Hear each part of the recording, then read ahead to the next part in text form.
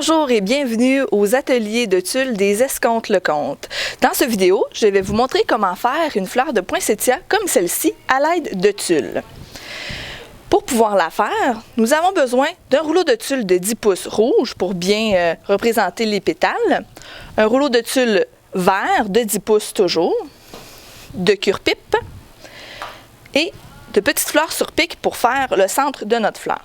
C'est un principe tout simple que je vais vous expliquer à l'instant. Donc, il faut prendre notre rouleau de 10 pouces et découper des carrés à l'intérieur. Donc, étant donné que c'est 10 pouces de hauteur, on coupe à environ 10 pouces de largeur pour former un beau carré, comme ça ici. On doit couper le rouleau au complet de la couleur rouge pour faire toutes les pétales du poinsettia. Donc, de cette façon, on se coupe plusieurs carrés. Une fois qu'on a coupé le rouleau de couleur rouge au complet, on prend notre rouleau de couleur verte et on se coupe environ 3 à 4 carrés pour pouvoir faire les feuilles à l'arrière de notre fleur de poinsettia. Donc, toujours le même principe, des beaux carrés de 10 par 10, comme ça.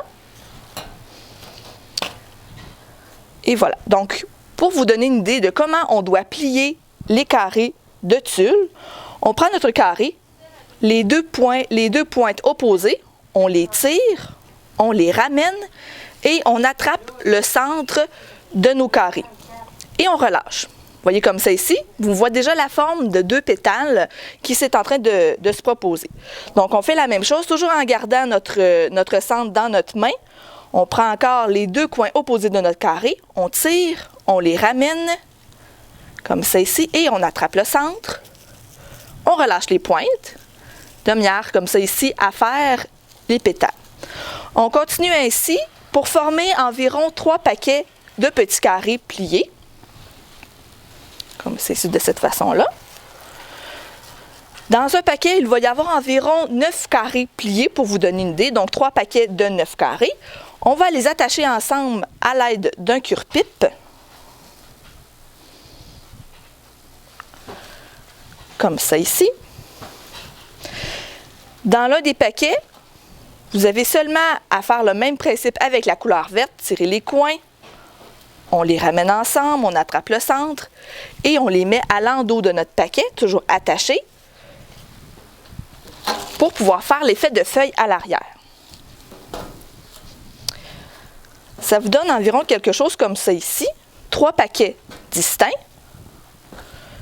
de carrés assemblés.